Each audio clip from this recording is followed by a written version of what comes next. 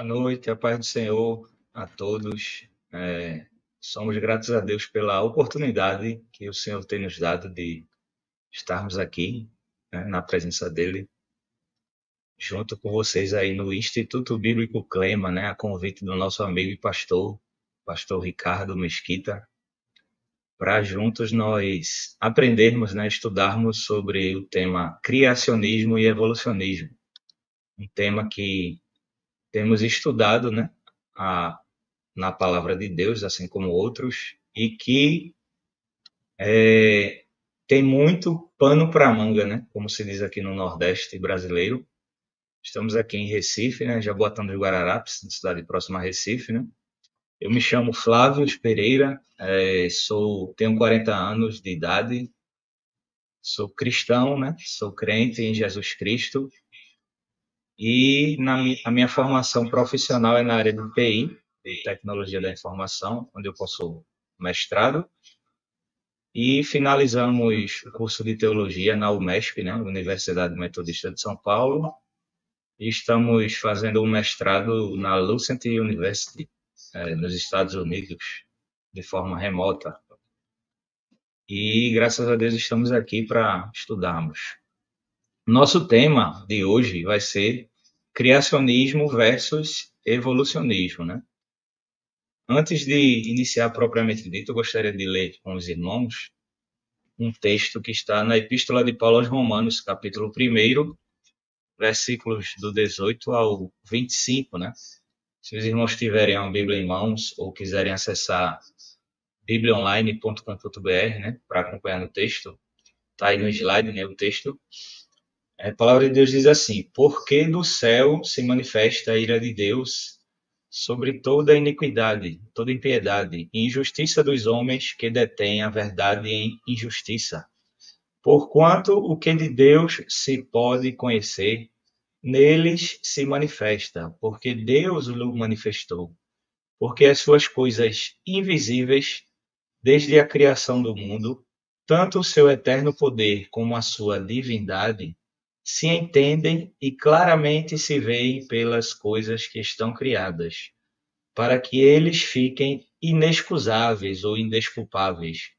Porquanto, tendo conhecido a Deus, não o glorificaram como Deus, nem lhe deram graças. Antes, em seus discursos se desvaneceram, e o seu coração insensato se obscureceu. Dizendo-se sábios, tornaram-se loucos, e mudaram a glória do Deus incorruptível, em semelhança da imagem de homem corruptível, e de aves, e de quadrúpedes, e de répteis. Pelo que também Deus os entregou às concupiscências do seu coração, à imundícia, para desonrarem o seu corpo entre si, pois mudaram a verdade de Deus em mentira, e honraram e serviram mais a criatura do que o Criador, que é bendito eternamente. Amém.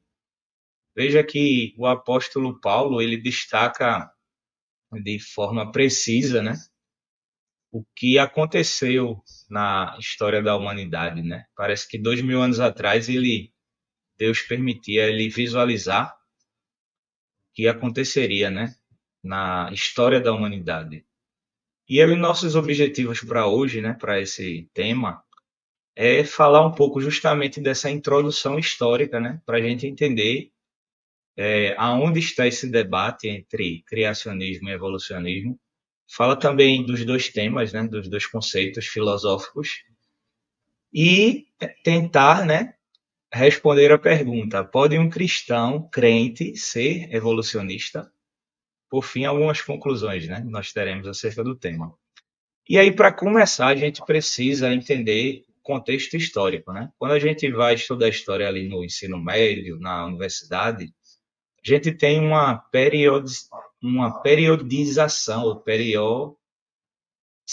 periodização mesmo, histórica, onde o homem tenta dividir a sua história em algumas eras, algumas idades, né? A pré-história é considerada ali até o advento da escrita, né? E aí depois vem a Idade Antiga, aquela época clássica, né, da Grécia Antiga, de Roma, etc., né? Depois nós temos a Idade Média, depois foi conhecida como foi nomeada como a Idade das Trevas, porque justamente nesse período de 1453, quando termina a Idade Média, o homem vinha ali de uma filosofia, né, uma cosmovisão, digamos assim, uma visão de mundo é, teocêntrica, onde Deus era o centro. Tudo se explicava, né, com Deus no centro. O problema é que os homens se corromperam, a própria igreja, né, histórica se corrompeu e quando veio o iluminismo, o renascimento das ideias clássicas, né, da Grécia Antiga, surgiu ali naquele período do século XIV, aproximadamente ao XVI, houve o renascimento, né? O renascimento de quê? Justamente dos pensamentos, das ideias. Isso culminou no iluminismo na Idade Moderna, e aí nesse iluminismo, o homem meio que veio para romper com a era anterior. Ele disse assim, olha, tudo se explica à luz da razão, né? O homem é o centro de tudo. Então, se a razão não explicar, ou seja, se a ciência não explicar, não é verdade, é crendice, é invenção, foi algo que alguém criou para dominar outras pessoas, que a Igreja Católica Romana ali, apostólica fazia, né? E eles quiseram romper. Por conta disso, o homem tirou da equação, da explicação de tudo, Deus, a figura de Deus. E aí, a partir daí, veja que na datação, depois do Iluminismo, já na Idade Moderna, na França veio aquela ideia ali no direito, né? A parte do direito que até hoje impera nas sociedades ocidentais. E aí surgiu, por exemplo, A Origem das Espécies, que foi uma obra ali publicada em 1859 por Charles Darwin, onde ele tentava explicar a existência dos seres vivos, inclusive do ser humano, à luz da ciência.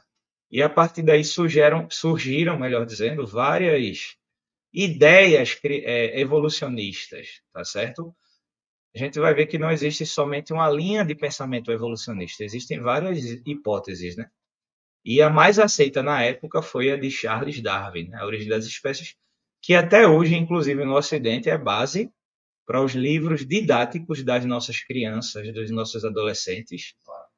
E isso que foi colocado como verdade, né, científica, comprovada, é empurrado goela abaixo das pessoas, né? E as pessoas vivem numa sociedade imersa nesse tipo de pensamento, usando isso como premissa, e por isso hoje muitos jovens, muitos cristãos têm dificuldade de crer na palavra de Deus, no relato bíblico da criação, conforme está escrito em Gênesis, capítulos 1 e 2, certo? Aí depois disso, veja que veio a teoria do Big Bang lá em 1927, que é considerada a teoria mais aceita sobre a criação do universo, né? Porque o homem tenta explicar a sua criação e a criação do universo, né? Só que a Bíblia já explica tudo isso, a criação do universo, a criação do ser humano, a criação de todos os seres viventes, das plantas, da terra, da água. Deus, ele mostrou na sua palavra que tudo fora criado por ele, e a forma que ele usou para criar foi a sua palavra. Ele disse: haja luz e houve luz. Ponto final. A gente precisa de fé para crer nisso, né? A ciência tem como comprovar o relato bíblico? Não, tá certo? Ciência não precisa. Deus, ele diz em Hebreus que aquele que se aproxima dele tem que ter fé para o agradá-lo, né? Está lá no capítulo 11 de Hebreus. E aí veja que em 1927, um padre, alguém cristão, criou a teoria do Big Bang. Veja o perigo de um crente duvidar da palavra de Deus, né? Porque a gente, como crente, a gente acredita que a palavra de Deus ela é infalível e inerrante, ou seja, se a gente olha a palavra de Deus para o passado, não tem erro, ela é inerrante. E ela é infalível, porque se a gente olhar para o futuro, tudo que está na palavra vai se cumprir, né? Jesus disse que nem um jota ou um tio cairá da sua palavra sem se cumprir. Amém, irmãos? Então veja que a gente deve chamar com evolução ou involução, que é algo no sentido contrário, né? Charles Darwin, quando ele publicou as suas ideias, houve contraponto, obviamente, né, das pessoas que acreditavam em Deus, de outras pessoas, e aí ele tentou explicar a evolução. Tem muito a ideia errônea dizendo assim, a evolução diz que o homem veio do macaco. Não, não é muito bem assim a história. A evolução fala que o homem, que é uma espécie, e o macaco, que é outra espécie, tem um ancestral comum na, na história de evolução. Isso também é errado, tá? Eu só estou esclarecendo aí como é que eles pensam. E aí o que é que Darwin fez, né? Ele começou a observar alguns animais, certo? E aí ele viu um determinado passarinho que tinha características diferentes, que tinham a mesma espécie de pássaro, ele tinha os bicos em formatos diferentes, né? Como se fossem alicates, mas com formas distintas, conforme está aí no slide. E aí ele começou a dizer, olha, esses pássaros evoluíram para suportar alguma situação no meio ambiente. Na verdade, se a gente for olhar para esses pássaros, todos eles são o mesmo pássaro, da mesma espécie. Só que a diferença é que ele tem características diferentes. Eles sofreram, na verdade, adaptação, não foi uma evolução. Porque a evolução, a macroevolução, a gente pode chamar assim também, né? Como conceito filosófico, ela prega que uma espécie gera outra espécie. E isso é algo que cientificamente não é comprovado. O método científico trabalha com duas formas de provar uma hipótese, né? O experimento, a experimentação, ou seja, você vai para o laboratório e tenta replicar. Se você conseguir, você conseguiu provar lá a sua hipótese. E a outra é a observação de algo natural. Se você observou, se você viu o que aconteceu, aí você comprovou. Em relação a esses conceitos de evolução, veja que ninguém consegue. Ninguém observou, senão Deus. Deus é a única testemunha ocular da criação. É por isso que a gente deve dar crédito, né? Isso é ciência. Deus estava lá e observou e relatou na sua palavra. E ninguém consegue experimentar, porque a evolução fala de milhões, bilhões de anos. Quem é que vive esse tempo todo? A própria ciência, como a gente viu, data aí de, no máximo, se a gente quiser esticar e ser bonzinho com ela, né? A ciência moderna, 200 anos. Se a gente quiser ser bonzinho, né? E aí a gente vai ver que esses pássaros, esse pássaro aqui é o mesmo, ele tem características diferentes, assim como o ser humano. Nós temos características diferentes. Tem o negro, tem o branco, tem o asiático, o indígena. Todos são seres humanos. Se um sofrer um acidente, precisar de uma transfusão de sangue, pode ser uma pessoa de característica diferente. Se precisar de um transplante de órgão, né, que já está avançado, pode ser de uma pessoa de características diferentes. Então, na verdade, o que o homem fez, sofreu, pensando que veio ali do mesmo descendente de um primata, foi uma involução, né? O conceito do Big Bang, que foi esse padre aí, ó, Georges Lamaitre, por isso que isso é o que dá, crente não vai para a escola bíblica dominical. Fica pensando coisa que a Bíblia não diz, que a Bíblia não afirma. Perceba que Deus, ele em momento algum condena o pensamento científico, em momento algum ele condena o estudo, o aprofundamento. A gente está aqui hoje fazendo isso, se aprofundando, tá? Mas o grande problema foi aquilo que a gente mostrou lá no slide da evolução histórica. Tiraram a variável Deus da conta, da equação. E isso leva a conclusões errôneas, porque você desconsidera o elemento principal, tá certo? E aí a teoria do Big Bang, só a nível de... Ela é anticientífica, tá? Ou seja, tudo que a gente tem na ciência mostra que o Big Bang não faz sentido nenhum. Se a gente for resumir, fazer uma analogia simples, a gente vai dizer, Uma explosão cria alguma coisa? Não. Imagine, eu tenho um celular antigo e aí eu vou explodir ele para que ele vire um iPhone 15? Não, não faz sentido. Explosão não cria nada, explosão destrói. A própria ciência diz que tem um conceito da termodinâmica da ciência, que fala acerca da entropia, que é uma qualidade dos sistemas saírem de um estado mais equilibrado para uma situação mais caótica. Ou seja, qualquer sistema, se você deixar ele ali numa situação de equilíbrio, com o passar do tempo, ele vai para um estado mais caótico. Imagine se você abandona um veículo no meio da rua, novo, zero, você tirou da agência concessionária. Se você abandonar e deixar lá, ele vai, com o passar do tempo, empoeirar, enferrujar, vai para um estado mais caótico. Isso serve para qualquer sistema que você quiser estudar, biológico, sistema físico, sistema químico, etc. E aí a teoria do Big Bang diz o quê? Que havia no início uma singularidade, toda a energia estava concentrada em um único ponto, e aí de repente houve a inflação, que foi uma explosão, que a gente falou, né?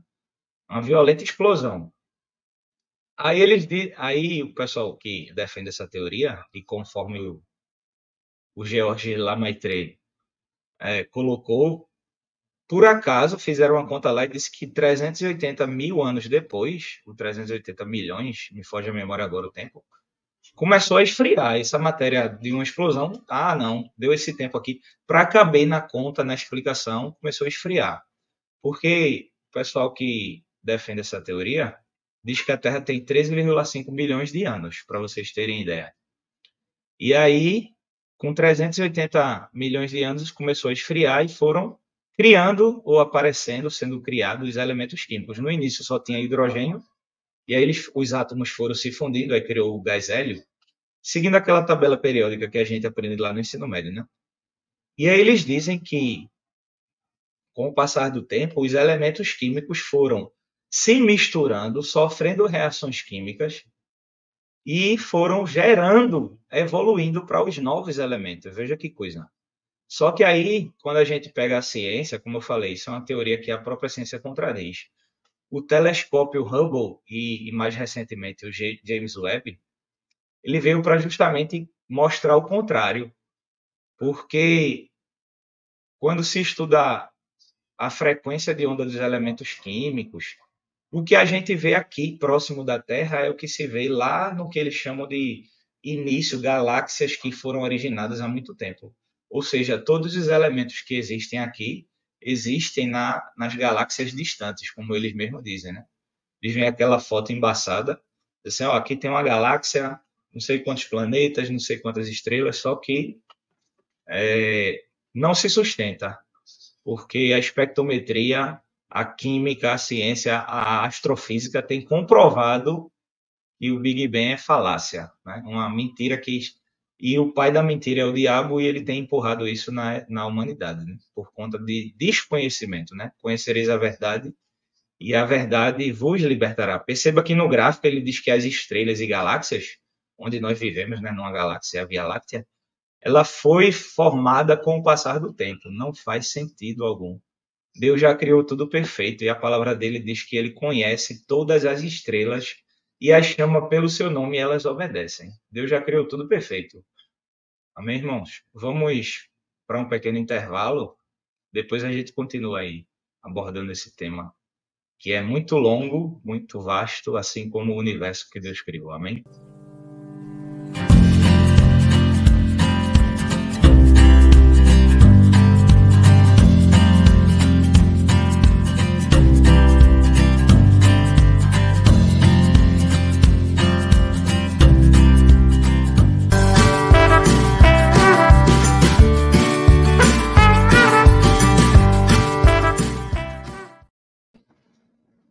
E aí, pessoal, voltando aqui, né, a nossa aula sobre criacionismo versus evolucionismo, a gente pincelou aí o contexto histórico, falamos um pouco aí de Charles Darwin, de como ele criou essa teoria que é colocada como verdade na ciência. Falamos um pouco sobre o Big Bang e agora a gente vai abordar alguns conceitos filosóficos, tá certo? Quando a gente vai lê ou vê a etimologia da palavra naturalismo, criacionismo, elas têm o prefixo ou radical, melhor dizendo, e o sufixo, né? O sufixo ismo sempre diz respeito a um sistema, a um princípio, o movimento ideológico, por exemplo, o cristianismo, né? O conjunto de crenças ali acerca de Jesus Cristo.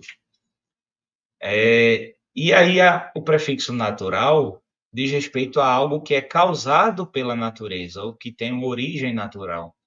Então, a palavra naturalismo, o conceito filosófico, é um ponto de vista no qual todas as coisas têm a sua origem em causas e propriedades naturais, tá certo? Sendo que qualquer explicação sobrenatural, como a pessoa de um criador, é excluído desse conceito filosófico. E veja que isso é uma terminologia filosófica, não é religiosa. Então, com aquilo que a gente viu na introdução, quando tiraram Deus da equação, tudo tem que ser explicado à base da ciência, à base de coisas naturais, de processos naturais, tá certo? A Bíblia diz que o homem é pó e ao pó voltará. Mas aí o ser humano vai lá explicar, não, quando morre vira pó porque as bactérias vão lá e decompõem aquele corpo, né? Então o homem tenta explicar tudo. Da mesma forma, darwinismo é um sistema, né? O ismo lá, e Darwin quando ele trouxe a sua obra A Origem das Espécies, ele falou sobre a transmutação das espécies, sendo que o próprio Darwin, ele diz assim, olha, minha teoria, ela tem um furo, ela tem algo que não deixa eu bater o martelo e dizer que ela é verdade. E qual é essa verdade? É justamente o elo perdido, é justamente essas espécies que fazem a transição. Porque na visão dele, o homem e o macaco têm ali um descendente, ou perdão, um ascendente comum, né? Uma espécie originária que, por evolução, um lado virou primata e o outro lado virou ser humano. Veja que não faz nem sentido, né? Se evoluiu e um lado foi para ser humano, por quê? O outro lado foi para um animal irracional, não evoluiu para uma espécie. E a Bíblia diz em Gênesis que Deus criou cada animal conforme a sua espécie, cada ser, cada réptil, cada ser terrestre, aquático, etc. Então ele dizia: não, a minha teoria está faltando esse elo, está faltando, não tem como, não tem no registro fóssil, não tem. E até agora não se achou. Paleontologia, arqueologia, não existe. Por quê? Não é verdade, é uma falácia, tá certo? E não vai se achar, né? E darwinismo também de respeito ao conceito filosófico.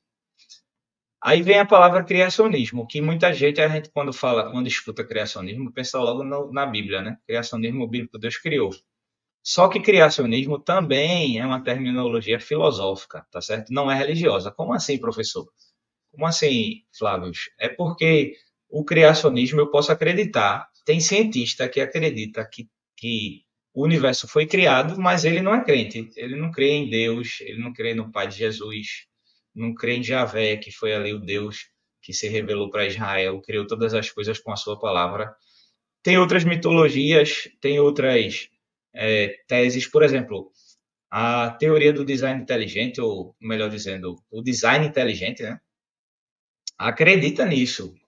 Acredita que não tem como os sistemas, o corpo humano, os sistemas dos astros estarem ali da forma que estão colocadas perfeitamente. Por exemplo, a distância da Terra ao Sol é perfeita. Se a Terra fosse mais próxima do Sol, não teria vida. Se ela fosse mais longe, não teria vida por causa do frio. Então veja que foi alguém, um engenheiro, uma mente muito sábia, muito inteligente, que entende de matemática. Na natureza a gente encontra medidas matemáticas perfeitas, não é?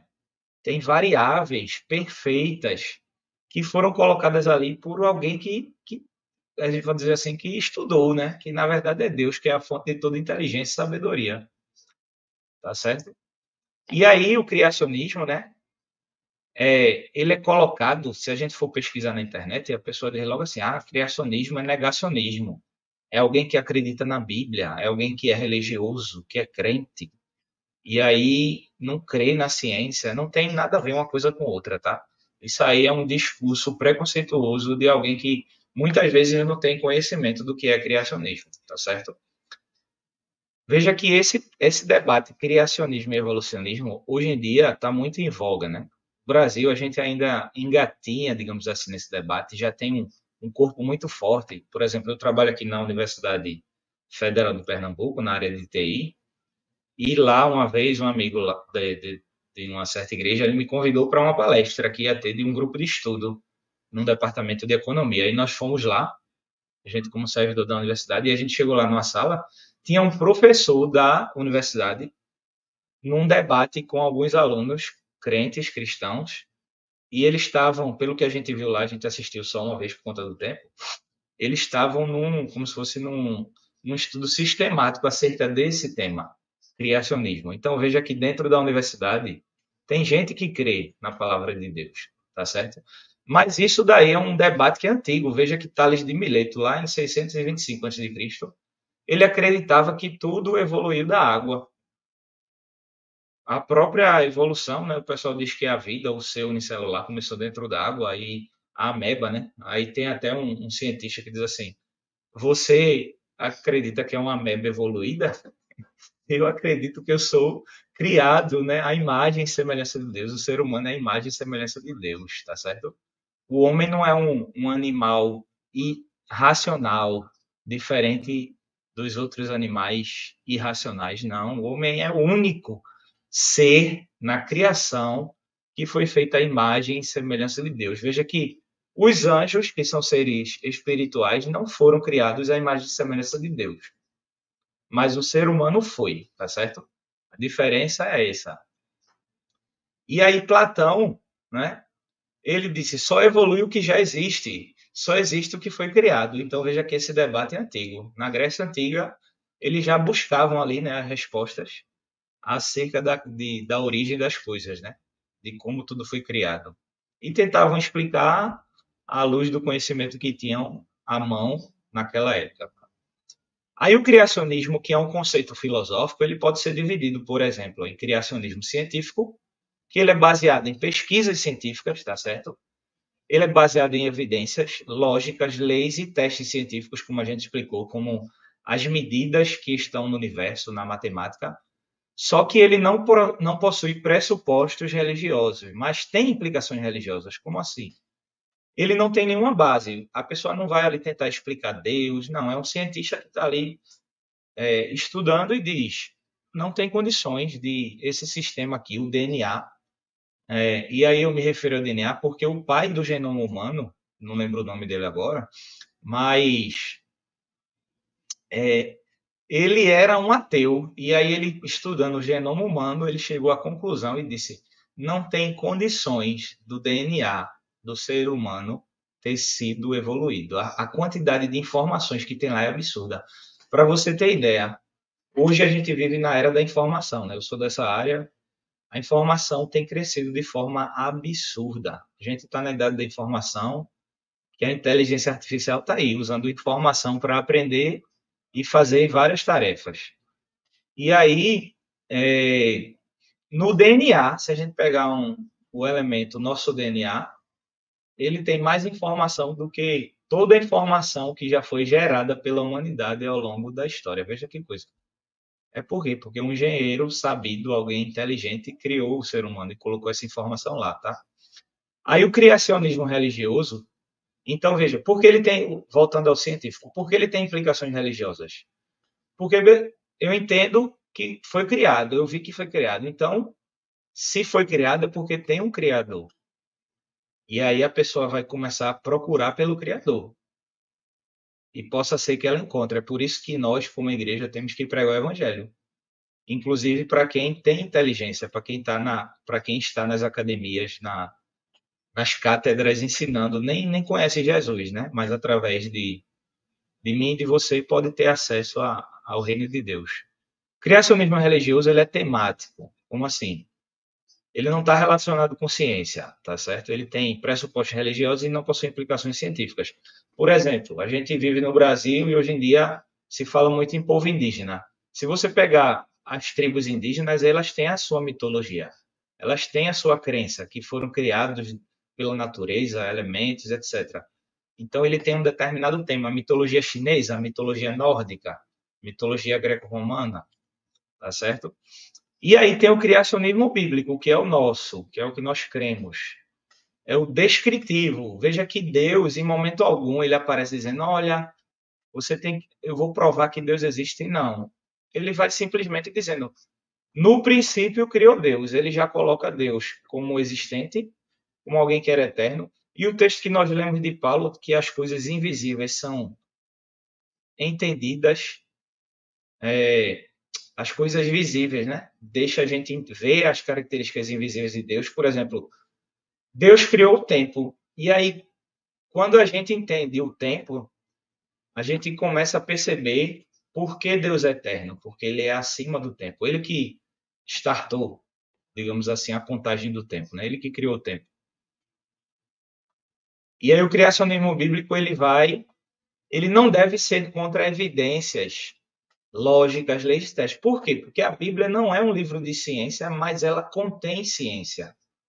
A Bíblia não está ali querendo provar nada científico, mas Deus escreveu 2 livros: a natureza, que é o livro das obras de Deus, e a Bíblia, que é o livro perdão, a palavra de Deus. Não contém, né? Que é a palavra de Deus, inerrante e infalível.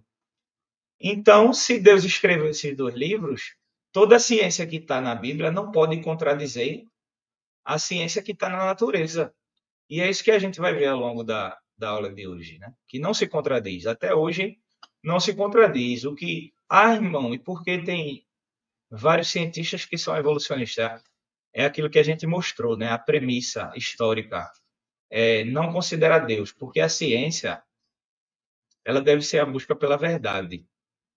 Mas a partir do momento que ela diz assim, a gente vai buscar a verdade sem Deus, ela já deixou de ser ciência e passa a ser crença. A pessoa tem até um livro de Norman Geisler que ele diz assim: não tenho fé para ser ateu, né? É um livro muito bom, estou lendo ainda, mas é riquíssimo sobre esse tema. Nos Estados Unidos é muito forte nesse debate criacionismo versus evolucionismo. Tem um filme muito bom, né? Deus Não Está Morto. Tem uma sequência aí, né? Assistam. É muito bom e fala sobre isso daí, tá? Então, o criacionismo científico não é uma tentativa de provar a existência de Deus. Como eu falei, tem cientista que não quer saber de Deus, de Jesus, mas ele acredita que o universo foi criado. Ele é um criacionista cientista. Ele vê que as evidências científicas, como aquilo que a gente falou dos elementos químicos, mostram para algo criado. Não tem essa história de por acaso. A matemática, tem um matemático chamado John Lennox, muito bom, que ele participa de debates. Nos Estados Unidos, eles promovem esse tipo de debate entre cientistas criacionistas e cientistas evolucionistas. E ele, como matemático, diz: a matemática prova que o universo é criado, não tem condições. Você tem que acreditar em milagre para poder aceitar que o universo veio de uma explosão, como o Big Bang. Então, é como diz, né? A ciência não tem o poder de provar Deus. A gente precisa de fé para crer. Se você pegar e mostrar todas as evidências científicas que já existem, para um ateu, para um cientista, continua sendo por fé. Ele só vai acreditar em Deus se ele tiver fé. Não adianta. As evidências científicas, por exemplo, mostram 3 em 1, né? A gente conhece nosso Deus trino, Santíssima Trindade. E veja que o tempo tem 3 características: passado, presente e futuro. O espaço tem altura, largura e profundidade. Se você vai estudar matemática, tem lá. Álgebra linear, aí ele bota multidimensão, né? Tem vários filmes que falam de várias dimensões, multiverso, mas isso aí, matematicamente, o espaço só mostra 3 variáveis, né? 3 eixos, né? Altura, largura e profundidade. A base da matéria é prótons, nêutrons e elétrons, não tem diferente. Os estados básicos da matéria, sólido, líquido e gasoso, né? Mas tem o plasma. O plasma você só consegue atingir numa condição específica de laboratório. Não é algo natural. Você só tem ponto de ebulição e ponto de evaporação, o ponto de solidificação, que é ali o 0 grau que a água vira gelo e vice-versa, e o 100 graus que o líquido vira gasoso e vice-versa. A música, que é universal, tem aí, ó, harmonia, melodia e ritmo. Então, para finalizar esse bloco, o criacionismo religioso fala de mitologias. A gente tem, por exemplo, mitologia chinesa, mitologia nórdica, mitologia grega. Aí aqui tem um relato da mitologia nórdica, que ele vai falando aí. No início havia somente o mundo das névoas. Resumindo, se você já assistiu aquele filme de Thor, dos Vingadores, ele fala essa mitologia. Odin, né? O pai dos deuses, etc. Aí qual é o detalhe? Aqui a gente vai ver que ele fala de 4 rios. E aí, 4 rios, onde é que a gente vê isso? No relato bíblico, havia 4 rios lá no livro, no Rio do Gênesis, né? Se partem 4 rios. Isso pode servir de um ponto de contato da gente, igreja, com aquela cultura, para a pregação do evangelho. Foi o que Paulo fez lá em Atenas, quando ele chegou, viu vários altares e tinha lá um ao Deus desconhecido. Aí ele disse: esse Deus desconhecido que vocês adoram, eu vim trazer o nome dele, Jesus Cristo, o Deus que criou todas as coisas. E por ele ninguém deixa de existir. Ninguém consegue existir, ninguém subsiste. Então é isso, para isso que serve a nosso estudo aqui nessa noite, né? Vamos dar mais um intervalozinho e aí depois a gente continua, tá? Até mais. Um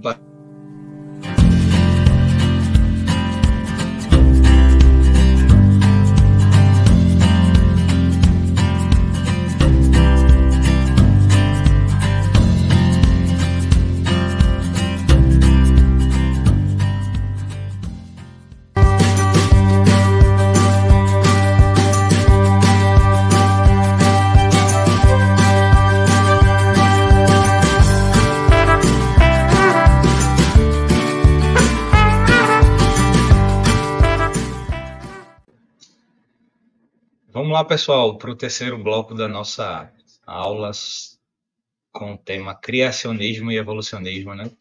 A gente falou um pouco acerca dos conceitos filosóficos, né? Que muitas vezes a gente já associa criacionismo como sendo bíblico, mas na verdade é uma vertente do criacionismo. Como a gente disse no bloco anterior, Deus ele escreveu 2 livros, né? A sua palavra, que é a Bíblia Sagrada, que ele escreveu na linguagem que o homem entendesse. E a natureza, né? Como o Salmo diz, né? Os céus declaram a obra de Deus e o firmamento anuncia a obra de suas mãos.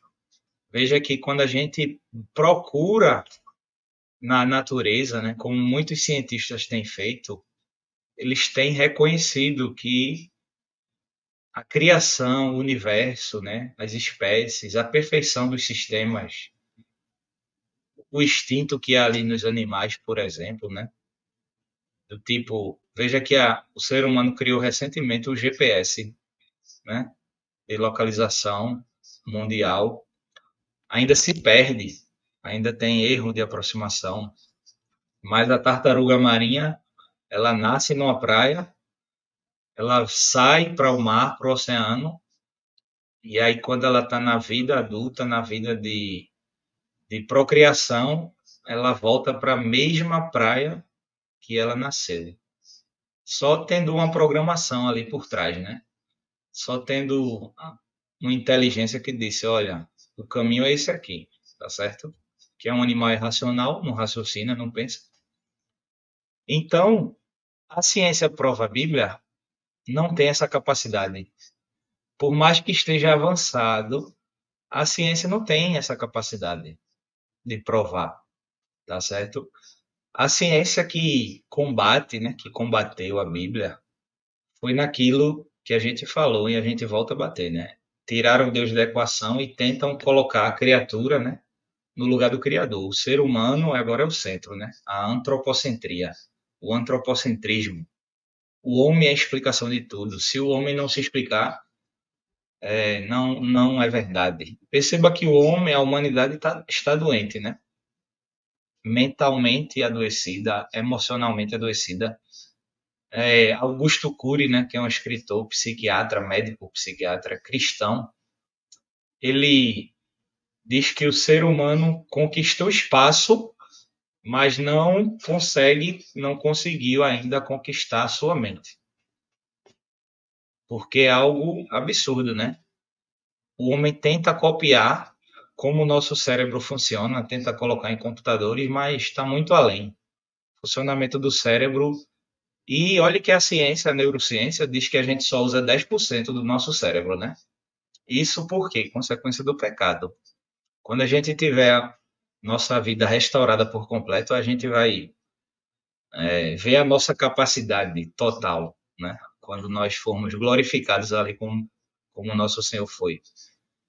A Bíblia prova a ciência, veja aqui como a gente falou, a Bíblia não é um livro de ciência, mas ela contém ciência. Então, se Deus escreveu 2 livros, eles não podem se contradizer, né? Senão Deus não seria Deus. E aí o que a gente vê na Bíblia, o que a gente vê de ciência na Bíblia, melhor dizendo, tem que ser provado cientificamente. Se a gente for com os nossos olhos sem preconceitos, né, científicos, né, tirando Deus, você diz assim, eu tenho que provar sem Deus que o homem foi criado, o homem evoluiu. Não, isso não é ciência, isso é, como a gente falou, é crença, tá certo? É, então, se a Bíblia fala de Monte Ararat, e o Monte Ararat existe, né?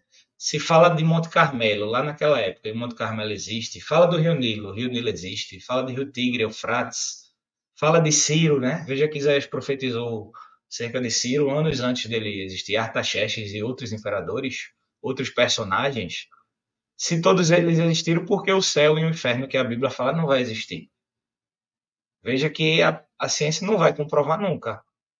É questão de crença. Tem gente que, não acredito. Tem um colega meu do trabalho que ele se diz ateu, o nome dele até é Israel, perceba. Certa vez eu conversando com ele, ele disse assim: teus pais eram evangélicos, é? Ele disse: não, meus avós. Aí ele se diz assim, aí eu pregando para ele, ele disse assim: ó, eu não acredito em nada, para mim, eu morrer acabou-se e tá bom. Eu vivo bem dessa forma. Então não é o que você prova, não é o que você mostra, não é o que você argumenta, não é o que você prega, né? Se ele não quiser crer, porque quando a gente crê, tem que ser o entendimento, o intelecto e a vontade, né? Se curvar diante de Deus. Então a gente pode entender pelo intelecto, mas o nosso coração, a nossa vontade não querer se curvar a Jesus Cristo, né? Tá certo? Toda ciência devidamente estabelecida e toda a Bíblia devidamente interpretada ou corretamente interpretada não se contradizem. Isso é o que a gente falou e o que está acontecendo. Aqui no Brasil a gente ainda está engateando, mas nos Estados Unidos isso é muito forte. Tem muito cientista crente que estuda, faz artigo científico e ele mostra, ele vê, na verdade, que o que está na Bíblia é verdadeiro, tá certo? É a ver... E aí a gente tem que fazer a distinção entre verdade científica e teoria científica. Foi aquilo que a gente falou, né? A ciência tem lá o experimento e a observação como métodos científicos. Verdade científica é quando você prova, quando você observa. Teoria científica é algo que eu imagino, que eu uso uma premissa, ó, eu tenho que considerar isso daqui para ser verdade. Por exemplo, se considerava a Terra como o centro de tudo. Aí vem um cientista e diz, não, a Terra não é o centro, o Sol que é o centro do universo. Galileu Galilei. E ele foi quase jogado na fogueira por conta disso, né? Então veja que não é função da ciência tentar provar como a vida e o universo teriam vindo à existência espontaneamente, e se como o universo e a vida teriam vindo à existência. Veja que você não pode limitar, né? Espontaneamente, não, porque não veio criadamente. Então, ciência não limita as coisas, né? Cientista tem que ter a mente aberta. E a gente tem aí muitos cientistas mais crentes do que a gente mesmo, né? Tá certo? Dr. Jonathan Machado, da Universidade de Coimbra, que afirmou isso. Evidências científicas dos relatos bíblicos. Veja como a Bíblia já continha ciência. O Sol e a Lua, quem é maior? Porque quando a gente vê lá no relato de Gênesis, né, diz assim: no quarto dia Deus criou os luminares, né? o luminar maior para governar o dia e o luminar menor para governar a noite. Só que aí, a gente olhando daqui, a gente diz, não, o Sol é maior.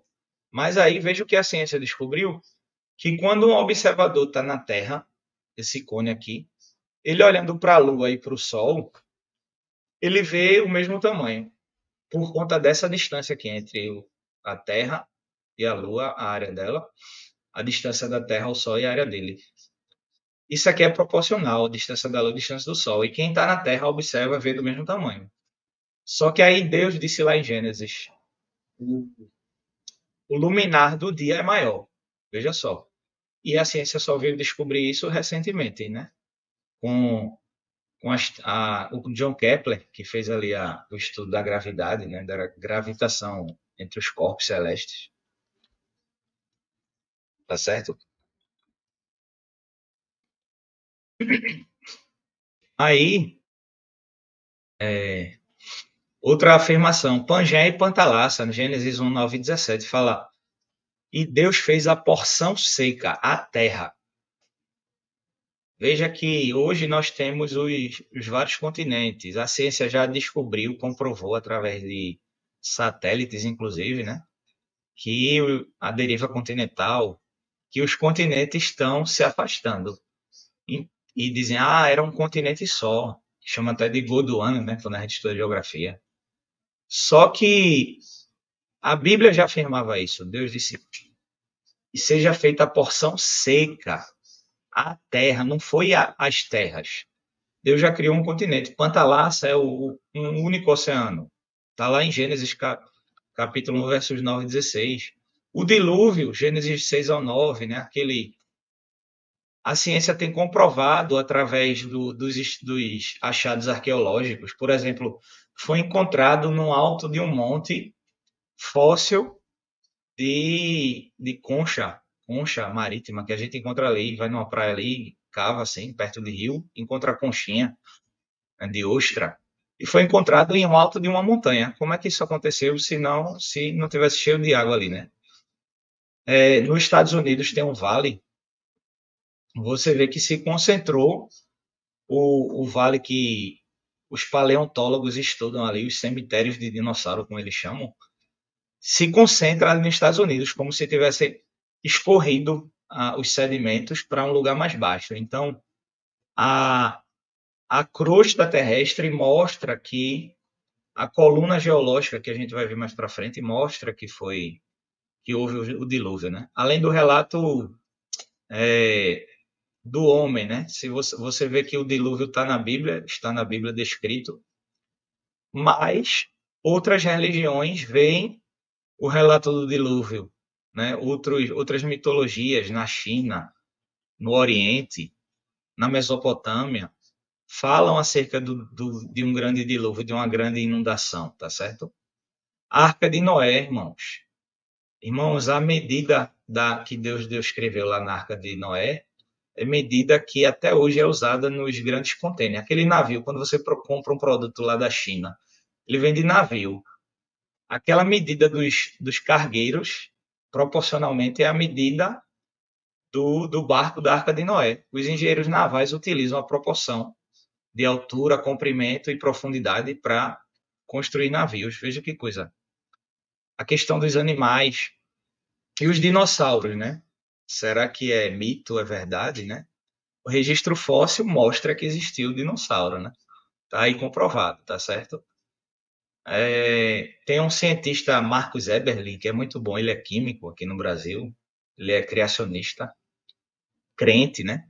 E aí ele mostra, assim, descrevendo, né, os estudos paleontólogos, que os dinossauros estavam na arca, né? Porque quando Deus fez os animais, todos os animais eram herbívoros, tá? Por isso que Isaías 62, ele relata ali que o cordeiro pasta com o leão. Leão não pasta, né? O leão que a gente conhece hoje, não. Porque o leão que a gente conhece hoje é o leão pós-diluviano, é o leão que enfrentou ali uma escassez de alimento depois do dilúvio, e aí ele teve que se adaptar e começou a virar carnívoro. Mas quando Jesus vier restaurar, o cordeiro vai pastar juntamente com o leão, comer grama, tá certo? Comer grama. Ah, mas o dinossauro é carnívoro, o Tiranossauro Rex. Isso aí é uma visão hollywoodiana que a gente tem. A gente assiste Jurassic Park e acha que aquilo é verdade, tá certo? A Eva mitocondrial, Gênesis diz que a gente veio de um homem e de uma mulher, Adão e Eva, tá certo? E aí a ciência descobriu a Eva mitocondrial e veja só, a ciência disse assim, olha, todos nós tivemos uma mãe ancestral, a Eva africana, e ela viveu aproximadamente há 6.000 anos atrás. Veja que quando a gente vê o tempo bíblico e a gente coloca no papel, a criação da Terra aconteceu em 7 dias, 24 horas, 7 dias, o relato bíblico, porque senão não era Deus, não precisa de era, não tem uma teoria liberal, né, a teoria do hiato, que diz ali, ah, não, entre um e outro são eras geológicas, querendo trazer o evolucionismo para caber no relato bíblico. Não precisa. A Bíblia não precisa da ciência, tá? A gente tem que ter fé para crer na Bíblia. E aí a ciência descobriu que a gente teve uma mãe. Aí os cientistas disseram assim: ah, não, a gente descobriu que foi a mesma mãe há 6.000 anos atrás, mas não quer dizer que ela era a única mulher daquela época. Provavelmente existiram outras. E por que não se encontrou? Porque não existe. Até hoje, a genética só comprovou isso. E isso é passado através da mãe, tá certo? Pangeia e Pantalassa, como a gente falou, né? Ajuntem-se as águas debaixo do céu num lugar e apareça a porção seca. E assim foi, chamou a terra, chamou Deus a porção seca terra. A palavra no original hebraico é terra, né? Uma única terra, tá certo?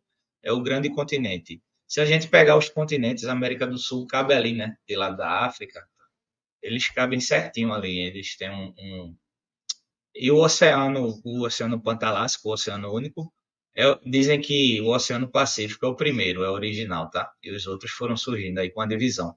E veja que no dilúvio a gente muitas vezes olha para a chuva, né? 40 dias e 40 noites de chuva. Mas a palavra de Deus diz que os abismos, as profundezas dos abismos foram abertas, né? As fontes de água foram abertas. E hoje, apesar da Terra ter 70% de água, o oceano ter muita água, já é comprovado cientificamente que em Mato Grosso do Sul, inclusive, se encontrou um diamante com água dentro, numa profundidade lá de 600 quilômetros, mais ou menos. E é comprovado que na crosta terrestre, debaixo da crosta, tem mais água do que na superfície. Veja que coisa. É imenso, irmãos, o oceano. Mas tem mais água dentro, porque quando a fonte do abismo se abriu, é, ficou tudo submerso, né? Só ficou ali a arca, o projeto de Deus, flutuando, né? Durante ali 180 dias. Aí a Pangeia Pantalassa, outra comprovação científica que isso aqui realmente foi um continente só, tá, irmãos? É o registro fóssil. A gente encontra, por exemplo, ó, no sul da América do Sul, fósseis que se encontram no sul da África, né? Então, essa linha verde aqui, ó, são algumas plantas, né? Fósseis de samambaia, comprovando que não tem essa história de espécimes diferentes ou evolução, não, tá certo? Por isso que o homem fica, como é que o povo chegou, né? Na, ah, começou a humanidade ali na África, na Mesopotâmia. Veja que é justamente onde a Bíblia aponta, né? O Jardim do Éden é por ali. A gente não sabe exatamente onde. Aí diz assim, como é que o ser humano chegou na América do Sul? Aí tem uma teoria que diz, eles vieram de canoas. Aí tem outra teoria que diz que não, eles vieram pelo norte ali, né? Foram atravessar a China, a Rússia, aí ali no Estreito de Bering, que liga a Rússia ao Alasca, que é um estado norte-americano, depois Canadá, e vai descendo, e chegou até a Amazônia, Nordeste.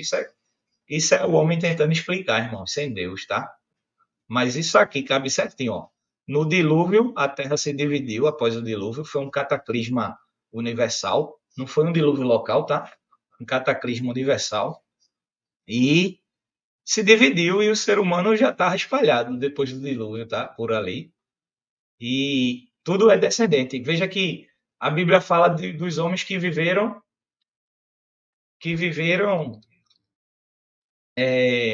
900 anos, né? Matusalém, 969 anos, o homem que mais viveu registrado. Adão, 937. Por quê? Porque havia variação genética no ser humano. E aí, depois do dilúvio, quem foi que ficou? Noé, a esposa dele, 3 filhos, cada um com suas esposas. E aí você tem primos casando com primos, né? Cientificamente é comprovado que quando tem que é melhor para o ser humano casar com alguém distinto, porque a genética faz com que haja pessoas, haja, vamos dizer assim, doenças genéticas, né? Por conta da variação que é pouca. E ali, primo com primo, o que foi que aconteceu depois de Noé? A vida humana, que era muito longeva, né? Que era muito longa, reduziu para 120 anos aproximadamente. Aquilo que a gente falou, ó, depois de discutir teoria há décadas, encontraram um grande oceano entre 410 e 660 quilômetros. Isso aqui, irmãos, a gente aqui é da Universidade de Alberta, Estados Unidos, tem muito material em inglês, tá? Sobre esse tema, criacionismo. E aí é comprovado que tem essa água, tá certo? Veja que no Brasil foi feito esse achado. Ó. O Brasil é a terra do Senhor Jesus, como alguns dizem. Quantas estrelas existem? Não tem contar, né? Tem uma estimativa matemática que diz que tem 2 trilhões de galáxias, cada galáxia dessa contendo 100 bilhões de estrelas. Não dá para contar, não dá para mensurar. Mas Isaías diz que ele chama todas pelo seu nome, tá certo? Os caldeus acreditavam que havia centenas de estrelas lá na época de Abraão, né? Naquela época ali do Império do Antigo Babilônico, né? Porque Nabucodonosor é o Império Neobabilônico. Galileu, com a luneta que ele inventou, ele contou, veja só. A gente já brincou disso, né? De contar estrela. Alguém dizia assim: não aponta não para a estrela que nasce verruga. 5.119 estrelas Galileu contou e mapeou. E aí hoje se descobre, né, com os telescópios que tem isso aí, né? Mas Jesus, Deus chama cada um pelo seu nome, tá certo? Correntes marítimas, para finalizar o bloco. Em 1806, né, esse cientista viveu de 1806 a 1873, ali em 1850 aproximadamente, ele, Matthew Fontaine Maury, ele é considerado o pai, descobridor dos mares, o pai da astronomia. Ele descobriu as correntes marítimas. Ele era um oceanógrafo, entre várias outras formações. E aí ele descobriu o caminho, ele disse que o mar tem caminhos. Veja que até hoje, essas rotas marítimas, isso aqui são usadas como rotas marítimas. Os navios, quando vêm lá da China, como a gente mencionou, eles seguem essas correntes marítimas, né? Para economizar combustível e tal. Os animais também, né? Animais como o tubarão, que é um animal que aproveita ali a corrente marítima. Mas o Salmo 8:8 já dizia, né? Já falava do caminho das águas. Veja aí na sua Bíblia, Salmos de número 8, que diz assim, versículo 8, né? As aves dos céus e os peixes do mar, e tudo que passa pelas veredas dos mares. Veja só, a Bíblia já falava acerca de caminhos de águas. E esse cientista só descobriu em 1800 e um bocadinho. Veja que a Bíblia é perfeita, irmãos, a palavra de Deus, tá certo? A gente vai para um pequeno intervalo e logo em seguida a gente volta e continua aqui com algumas evidências científicas, né, que estão na Bíblia, tá certo? Até logo.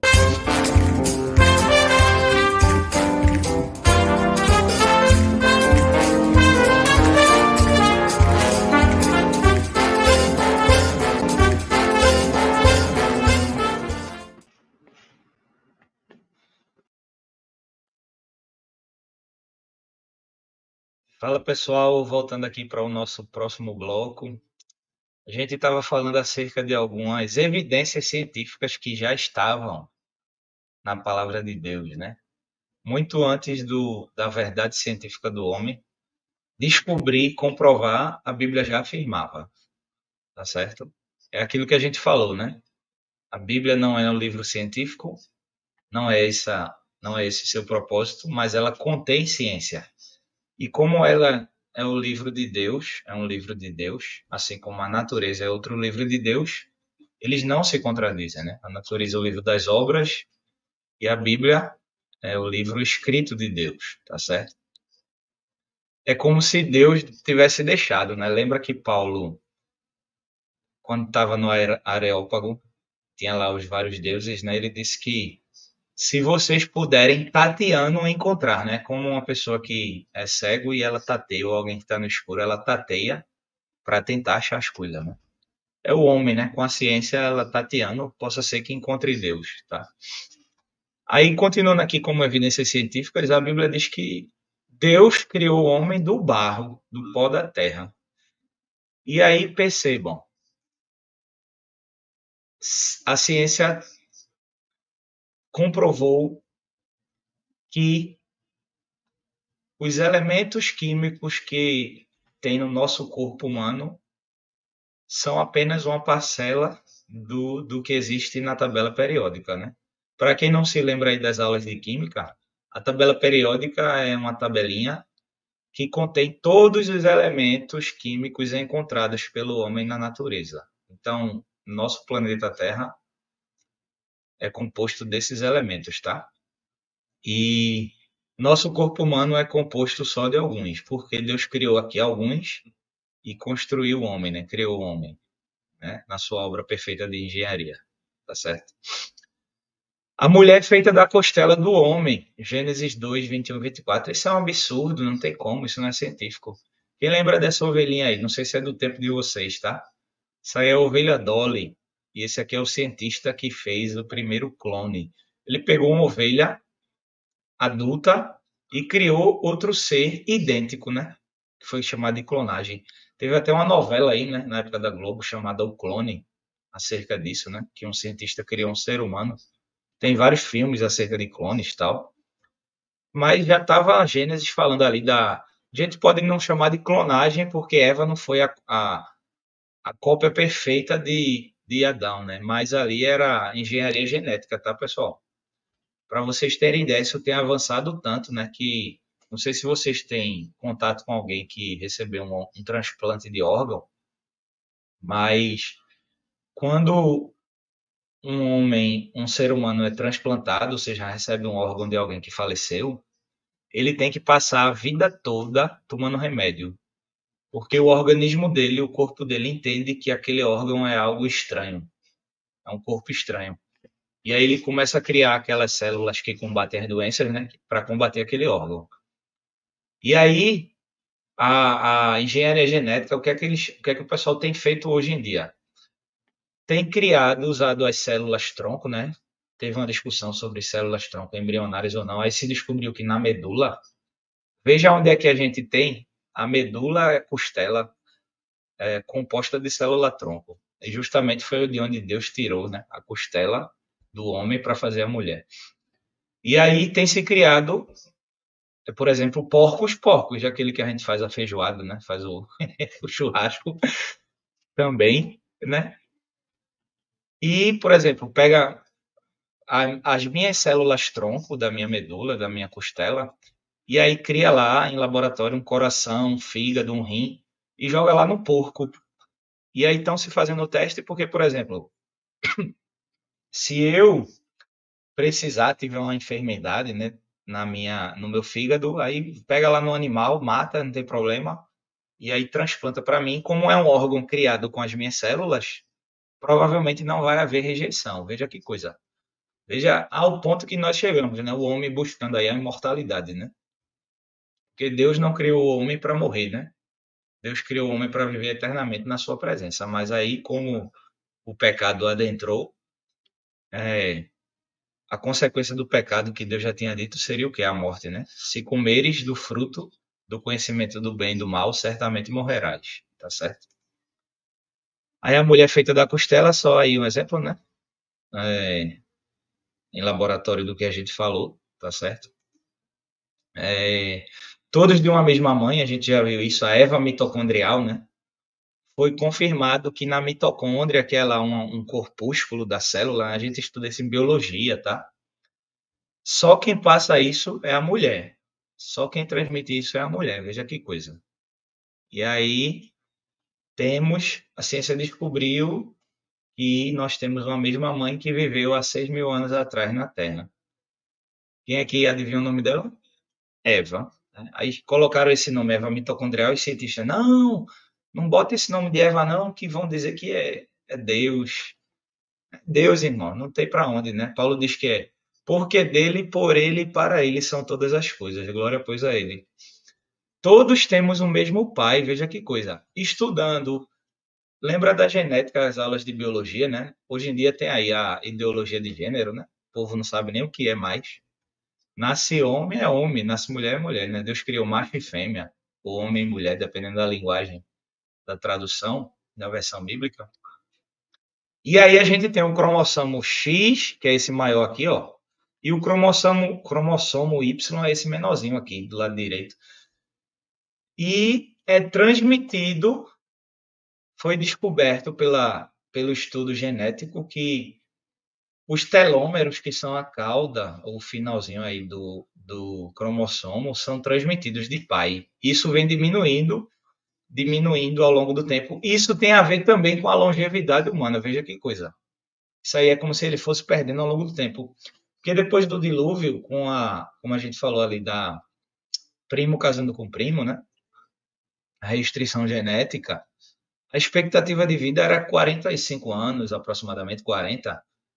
Por que a gente hoje vive até 70, até 80? Porque o homem com química conseguiu vencer algumas bactérias, alguns vírus, algumas doenças, né? Mas aí a gente, nos Estados Unidos, eles fazem esse tipo de contagem de expectativa de vida. E descobriu-se que continua diminuindo. Continua diminuindo. Tentou, a curva inverteu um pouco por causa da química, do avanço químico. Aí, hoje continua diminuindo. Veja que coisa. Estudo de genética. E a Arca de Noé? Existiu, irmãos, realmente? Claro que sim, né? Grande problema, mas como é que aquela arcazinha cabia todos esses animais? Porque às vezes a gente vai para a escola bíblica dominical e a gente, por exemplo, eu tenho uma filha pequena, 3 anos, a Raquel, e aí a gente compra bíblias, né, ilustradas para criança. Geralmente é um desenho de um barquinho de nada, os animais tudo abarrotado, caindo, assim como se estivesse lotado, né? Parecendo aqueles ônibus de lotação que a gente pega, metrô, cheio de gente. Parece uma lata de sardinha. Não, a Arca foi um projeto, né? Tem estudo que eles contaram mais ou menos qual o volume da Arca. Era 3 andares, né? Qual o volume da Arca. E aproximadamente um terço era ocupada por animais. O restante era para mantimento desses animais e da família de Noé. Veja que coisa. E outra coisa, se Deus, imaginem, a gente também pensa ver na arca, né? O elefante grande, a girafa grande. Deus mandou pegar um casal, mas ele não disse a idade. Se você vai pegar um casal para que vai procriar depois, ou que vai procriar, né? Para dar continuidade à espécie. Qual é a idade que você pega? Justamente ali na idade onde a gente está ali no fervor, digamos assim, de procriação. E qual é essa idade? Depois da puberdade, adolescência, entre jovem ali, naquela faixa, que a gente, por conta dos hormônios, assim os animais também são, é, estão ali na efervescência, né, de procriação, né? E aí perceba que as dimensões da arca, olha aí, ó. Isso aqui foi tirado de um site, Answers in Genesis, tá? Respostas em Gênesis, né? Um material em inglês muito bom, muito rico. Coloquei no final as referências aí para vocês. Tem muito material. E aí ele mostra. Tem um projeto, né, um bilionário nos Estados Unidos, crente, ele foi lá e construiu a arca. Ele pegou as dimensões que estão na Bíblia e construiu a arca. E tem lá um museu no Kansas, tá? Kentucky, que tem a arca, os animais, dinossauro dentro, tá certo? Aí você vai lá, paga o ingresso. O pessoal diz assim, eita, eu quero ir para os Estados Unidos, para onde? Para a Disney, né? Conhecer a Disney. Não, crente, vai para esse Ark Encounter, é um parque temático. Depois pesquisa aí, tem a referência também, tá? E aí perceba, as dimensões da arca. A arca tinha 137 metros aproximadamente. Veja que aqueles barcos viking, né, que a gente vê em filme, que é comprovado historicamente, né, mais ou menos ali no ano 1000, tinha 40 metros, né? Isso é uma comparação do tamanho da arca para os outros. O Santa Maria, que é um navio aí que foi construído em 1492, naquele que veio descobrir o Brasil, né? Pedro Álvares Cabral. Santa Maria Pintinina, as Três Caravelas, tinha 30 metros, não é? Aí um barco grego tinha 128 metros aproximadamente. O Titanic, né, que afundou, veja que coisa, 243 metros. Então isso é um comparativo. Ó. Hoje tem aqui, a gente tem a rainha Mary, né, segunda, que tem essa dimensão, né? Um porta-aviões Aircraft, né, dos Estados Unidos de 1975, ele tem essa dimensão aqui, 333 metros. E aí qual é? Os tamanhos são diferentes. O que é mantido aqui? A proporção. A proporção da arca, né? Aquela relação entre altura e largura. Feita a foto 3 por 4, você replica, né? Pode ser 3 por 4, 30 por 40, é a mesma proporção.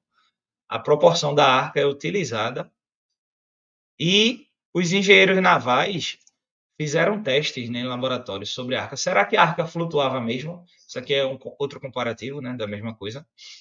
Fizeram um comparativo, ó, porque tinha que, para você projetar uma embarcação, ele tem que ter máximo conforto, um equilíbrio entre máximo conforto, uma estabilidade e força, né, para aguentar ali as ondas batendo, né? E descobriu-se que a Arca de Noé está exatamente no centro desse triângulo entre essas três variáveis. Veja que coisa.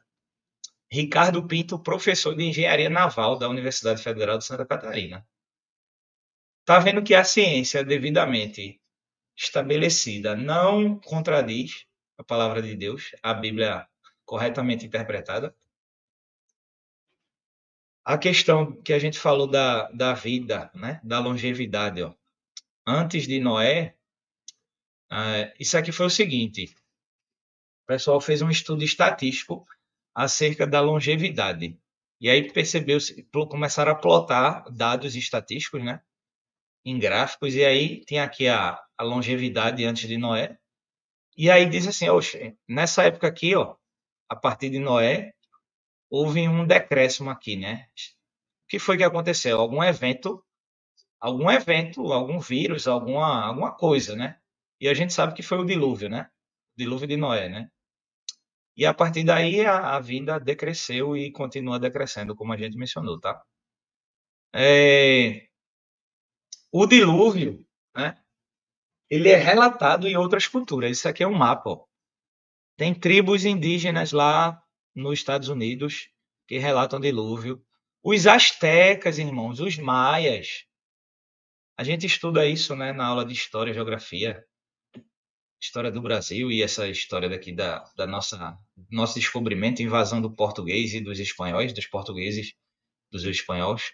Tem povos aqui, ó, na região amazônica que tem relatos do dilúvio, cultura grega, né? Cultura acadiana, sumeriana, né? Tem a epopeia de Gilgamesh, né? Relatos do dilúvio, é aquilo que eu falei. Foi contado, né, de forma oral, e a gente sabe que de forma oral, ao longo do tempo, né, a gente tem uma brincadeira chamada, aqui no Nordeste, não sei se vocês conhecem, telefone sem fio, que a gente faz uma linha assim, de pessoas sentadas, aí 10 pessoas, por exemplo, aí um que está na ponta fala uma frase, aí começa a passar pelo ouvido. A tendência é que no final aquela frase chegue de forma alterada. E é o que aconteceu, a gente encontra elementos de uma grande inundação. Isso é o relato do dilúvio sendo passado de geração a geração, tá certo? Em várias culturas. Outra coisa, a ciência mostra de vários animais, né? Noé pegou dois animais. A gente tem os cachorros, a gente sabe que tem várias raças, né, de cachorro, né? Tem o Doberman, pastor alemão, bulldog, etc. Só que tudo é cachorro, né? A família de caninos. Isso é comprovado que cientificamente a gente pode ter ali, né? Se a gente tiver a informação genética, a gente consegue ir replicando várias especiações, várias adaptações. É aquilo. O criacionista crê em adaptação ou microevolução, tá? Tem essa diferença. O evolucionista, a gente pode chamar de macroevolução. É tipo assim, é você cruzar dois cachorros, dois cães. Se você pegar um Doberman macho e cruzar com uma Poodle fêmea, vai nascer um cachorro. Não tem como nascer uma vaca, não tem como nascer um macaco, Não tem como nascer um leão, tá certo? Por quê? Porque isso fala de família, né, de animais. Então, é perfeitamente plausível, cientificamente plausível, que Noé tenha colocado ali os pais dos caninos, por exemplo, e a partir daí derivou os cães, os lobos, que são caninos também, tá? Assim como os felinos, né? Gato, tigre, são variações, são adaptações. É feito um exemplo que eu gosto de utilizar. Se a gente pega o urso, né? Eu assisto muito Kung Fu Panda com minhas crianças, né? Raquel e Boaz. Kung Fu Panda é um urso. O panda é um urso. Mas o urso polar também é um urso. A diferença é que ele é branco. O urso polar come peixe, come foca, come leão marinho. O urso panda só come vegetal, porque ele vive ali naquela região. Já o urso pardo também come peixe e a pelagem dele é marrom ou cinzenta, né, como dizem. Então veja, não deixa de ser urso. O espécime é o mesmo, o que muda são algumas características, assim como é o ser humano, assim como são os outros animais, tá certo? Então perceba, isso é plenamente plausível, tá? Outro relato bíblico, os fósseis, né? O que são os fósseis? Fóssil é quando, vamos dizer assim, um ser vivo, ele vamos dizer, sofre ali um estiramento de terra. Uma montanha cai, né? Um deslizamento de terra, né? A palavra correta, deslizamento de terra. Sobre o animal ali inteiro, ele morre ali asfixiado, né? Porque tirou o ar. E ali, com o passar do tempo, aquele ser vai se fossilizando, né? Ele fica ali preso em rochas. Então, os fósseis são evidências de que vários animais existiram. Dinossauros, por exemplo, né? Tem um irmão uma vez disse assim, a mim ele disse, mas dinossauro isso é invenção do homem. Ele disse assim, o que é que o que é que come primeiro, o osso ou o cabelo? Como dizendo assim, o osso vira pó, né? O osso decompõe, o cabelo não. Como dizendo assim, ninguém achou o cabelo de dinossauro, então dinossauro não existe, tá? Era um irmão mais simples, né? E aí ele falou dessa forma. Aí eu fui falando, aí mostrei o óculos. Não, isso aqui é ciência. Ó. Ciência não é pecado, não, tá? Cuidado. Muitas vezes eu estava assistindo um culto no sábado, né, uma transmissão de um culto, e o irmão que pregava ali, o pastor, ele dizia assim: a igreja antigamente era cheia de graça e não tinha conhecimento, vazia em conhecimento. Hoje em dia está invertida, tem muito conhecimento, mas está precisando de graça, né, para ver milagres, etc. Irmãos, isso não é excludente, não. Paulo era um homem que era doutor, poliglota, um homem que era aculturado, né? Cheio de cultura. Mas ele era cheio de graça, a ponto dele crer em milagres, ter discernimento espiritual, expulsou ali o espírito de adivinhação da menina, ali em Atos 16. Se levava os aventais dele, né? Em Efésios foi dito que Paulo operou milagres extraordinários, só é usado essa palavra milagres extraordinários essa vez, esse termo nessa vez na Bíblia. Se levava os aventais, os lenços de Paulo para fazer milagre. Então, você estudar, você crescer na graça e no conhecimento. Você crescer no conhecimento não invalida você de crescer na graça, não. A ordem bíblica é cresça na graça e no conhecimento do Senhor. Cresça na graça e no conhecimento da ciência. Porque isso, a gente vê homens bíblicos, personagens bíblicos, cientistas. Moisés foi ensinado em toda a ciência ali do Egito, né? Daniel e seus amigos, eles eram estudados, por isso que eles foram selecionados para viver ali no palácio, tá? Então estudem, façam aí ciência, né? Para defenderem a Bíblia com respaldo científico e pregar o evangelho para esses hereges aí científicos. A coluna geológica, irmão. Os defensores, desculpa, os defensores do,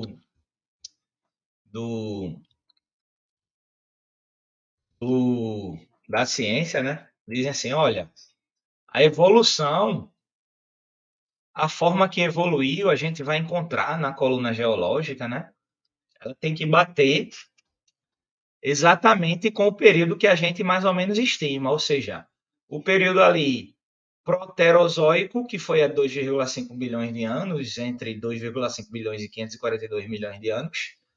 Como naquela época só tinha ser unicelular, a gente só vai encontrar fóssil de unicelular.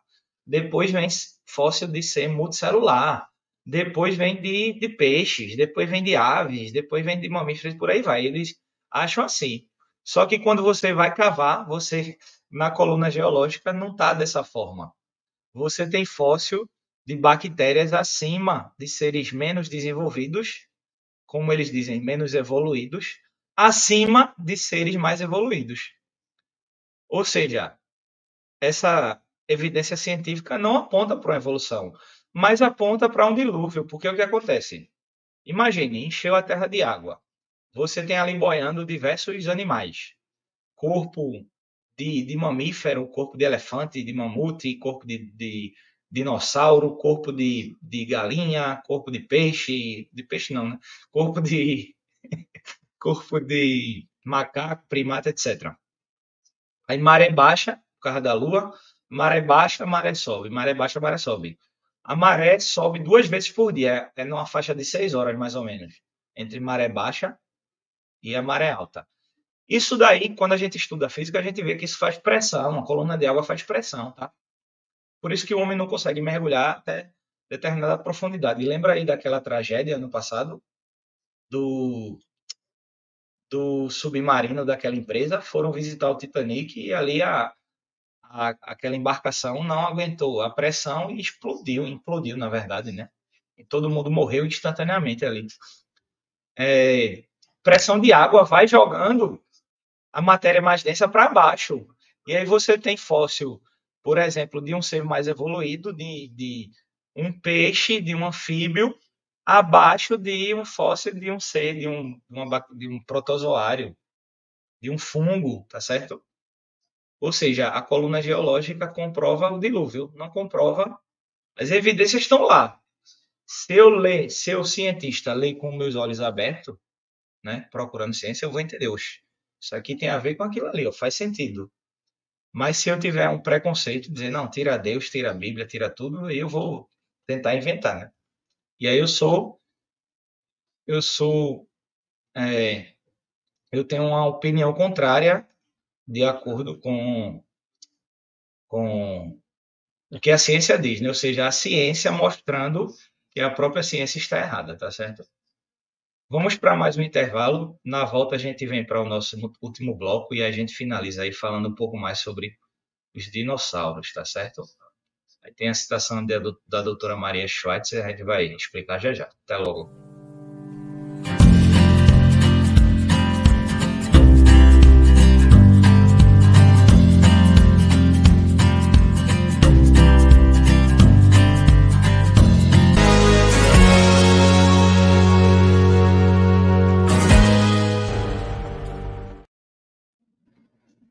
Fala pessoal, estamos de volta aí para o nosso último bloco, tá? Da nossa aula sobre criacionismo versus evolucionismo. A gente tinha falado aí acerca de algumas evidências genéticas, né? Evidências científicas. E aí, dando continuidade, né? Um tema que é bastante polêmico aí, né? Os dinossauros, né? O que é que aconteceu com os dinossauros?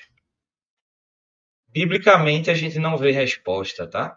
Mas, assim, o que é que aconteceu diretamente? Eu, por exemplo, antes de estudar o tema, eu tinha um conhecimento meio que minimalista, digamos assim, reducionista, que eu dizia assim, ah, meu filho, até eu contava a história para o meu primeiro filho de 10 anos, dizia assim, não, filho, os dinossauros foram extintos no dilúvio. Quando veio o dilúvio, todos morreram, por conta da evidência de fósseis, tal, que a gente falou no bloco anterior. Só que aí o que é que ocorre, né? Os fósseis, eles são, você não encontra tecido vivo, tecido que os cientistas, os biólogos, o médico que faz anatomia, chama de tecido mole, né? E aí, uma paleontóloga, a doutora Mari Schweitzer, né, que ela é paleontóloga lá dos Estados Unidos, lá naquele vale que eu falei, que é no meio dos Estados Unidos, por ali, ela fazendo os estudos dela de campo, né, ela pegou lá um fêmur de tiranossauro, de dinossauro, acho que Tiranossauro Rex, e aí, como estava muito distante assim, teve que levar, ela serrou o fêmur no meio, né, uns pedaços. E aí, quando levou para laboratório, foram fazer estudo daquele material, viu que tinha ali tecido mole, tecido como se fosse assim, tivesse morrido há pouco tempo, há poucos milênios, há poucos anos, tal. E aí isso, ela disse assim, olha, com essa descoberta, a gente tem que rever a nossa contagem de tempo, porque não faz sentido que isso aqui existiu há não sei quantos milhões de anos. Veja que coisa, porque os evolucionistas dizem que o ser humano não viveu como dinossauro, né? Diz que veio ali um grande asteroide e houve ali a extinção dos dinossauros e depois que surgiu, né, que apareceu a espécie humana. Totalmente falácia, né? Totalmente enredo de Hollywood, Jurassic Park, tá, pessoal? Porque a gente vê dinossauro no livro de Jó. Quando a gente vê Jó falando do Behemonte, a gente vê a descrição de um dinossauro, porque ele fala assim: o, o ventre é forte como o bronze, né? A cauda é do tamanho de um cedro. O cedro é uma árvore de 40 metros. Aí tem algumas versões que bota lá o hipopótamo, né? Por causa do ventre forte, mas e a cauda? O hipopótamo nem cauda tem direito. Então aquilo ali é a descrição de um braquiossauro, né?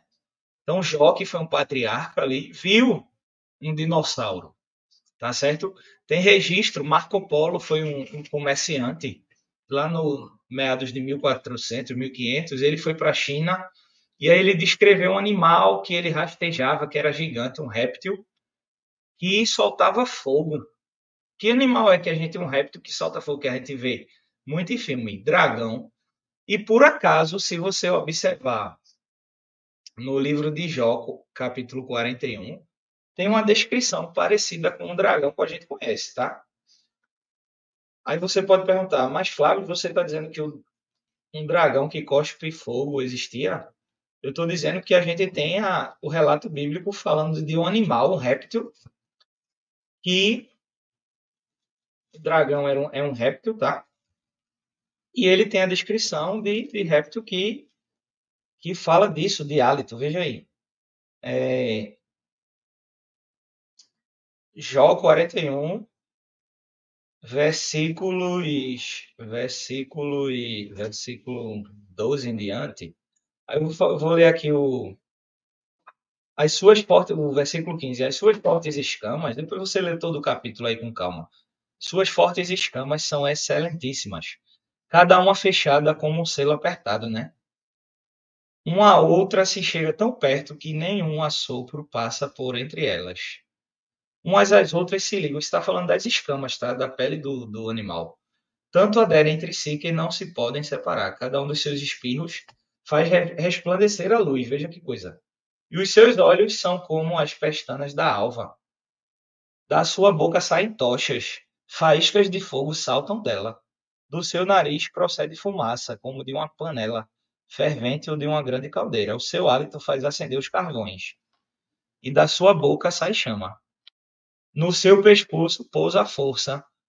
Perante ele, até a tristeza salta de prazer. Os músculos da sua carne. E continua a descrição. Então, veja. Isso é a descrição de um réptil, de um animal que Jó via e ele estava descrevendo no seu livro. Se vocês gostam de filme feito eu, né? Quem assistiu o Hobbit ali, vê o Smaug, né? O dragão. Tem lá as escamas que até um arqueiro só venceu ele porque uma das escamas foi tirada e ficou ali um espaço.